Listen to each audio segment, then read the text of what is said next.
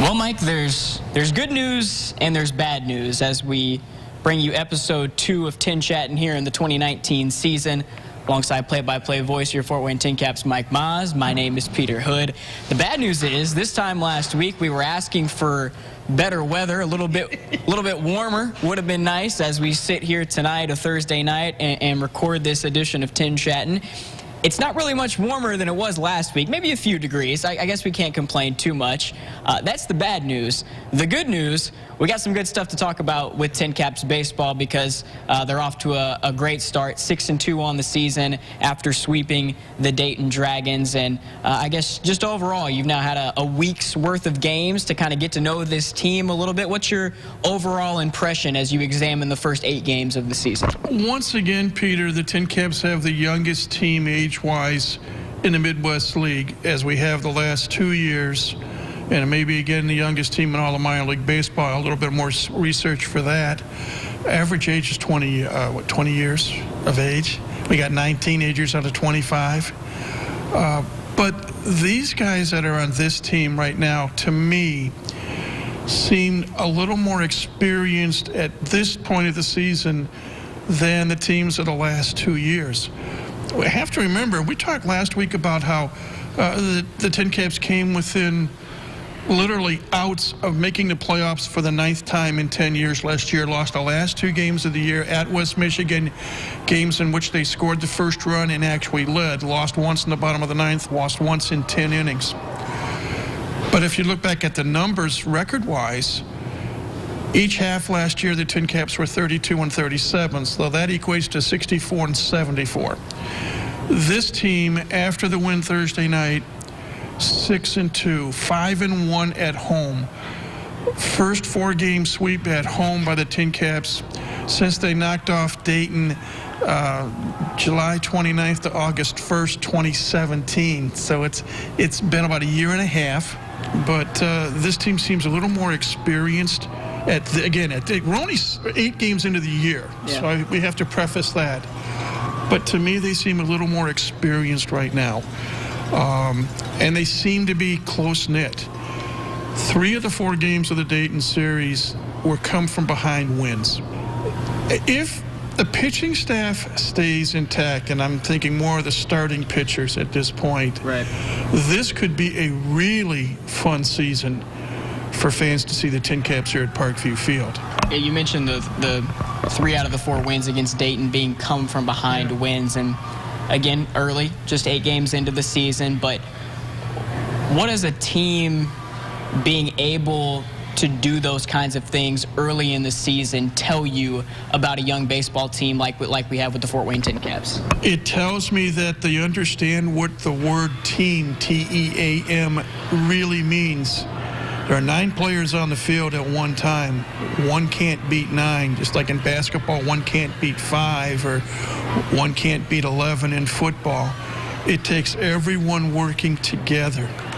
You're going to have your ups, you're going to have your downs. I mean, defensively, the team needs to work on improving. They've committed a number of errors. In fact, in this 4-game series with Dayton, I believe they committed, I want to say 7 or 8 errors. Yeah. That's 2 errors per game in 4 games. Yeah. So that's giving the opposition extra at-bats, chances to score more runs or score runs, period.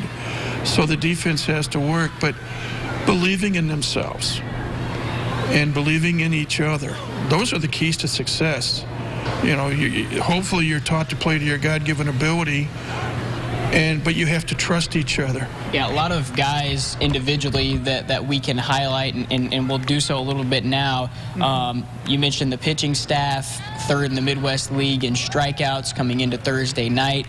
Obviously, offensively, there have been a couple of different guys that have shouldered the load at different times. Luis Almanzar has stolen the headlines a little bit with a few clutch hits in the first week of the season. But just overall, Mike, who are some players that have caught your eye over the first 8 games of 2019 here? Well, we mentioned Xavier Edwards, and he was a high draft pick, and one of the people that fans here are excited to see. Yep.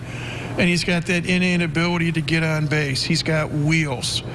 Grant Little, he's hitting .393 after 8 games, and he's also got 3 stolen bases. We talked about Luis Almanzar, and I'm just so impressed in the maturity of Luis as opposed to last year. You've got a couple of others, Juwan Harris, who has played left and has played right. He's had a tough time getting hits, but he's also walked a number of times, and when you get on base, if you've got speed, use it. And TinCaps, in retrospect, over the 27 years of the franchise, haven't always had speed demons. They've had some, but you got a number of players here that have wheels and can run. So now it's taking advantage of it, you know, bunting, hit and run, stealing bases, whatever. Find a way to score a run. Those players come to mind initially. Blake Hunt, one of the catchers. He's already got, 3 or 4 extra base hits on the year. Yeah, and you know, obviously Augustin Ruiz was another guy that we mentioned that's hitting the ball extremely well right now, and a great start to the season for him. He's got a 7-game hitting streak, which is every game he's played. Tonight, or Thursday night, I should say, he went 1 for 3 with the walk.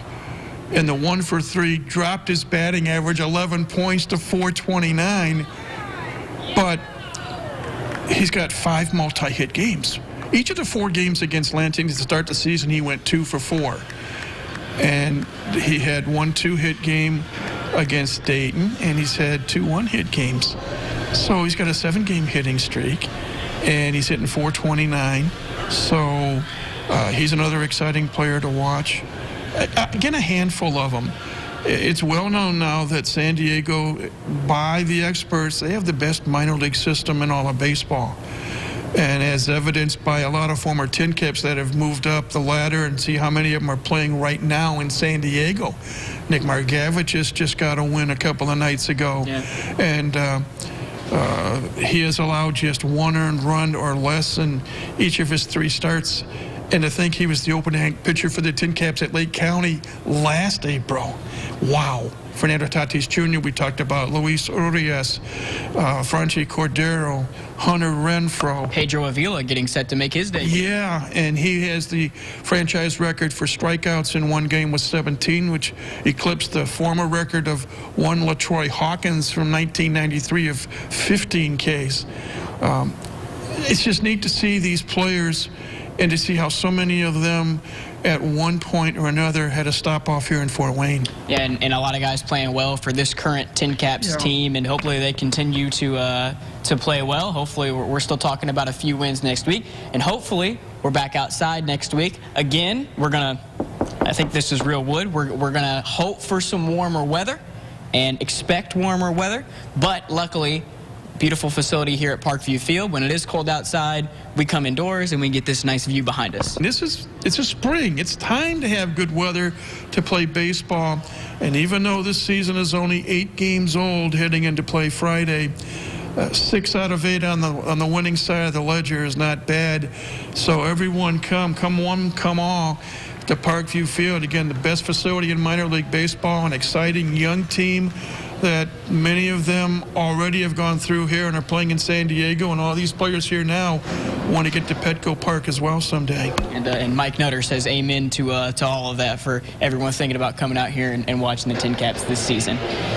He's the play-by-play voice of the Fort Wayne TinCaps, Mike Maz. My name is Peter Hood. That'll do it for this edition of TinChattin. We'll be back at the same time, same place next week. Until then, stick around. We got much more coming up in the locker room right after this break.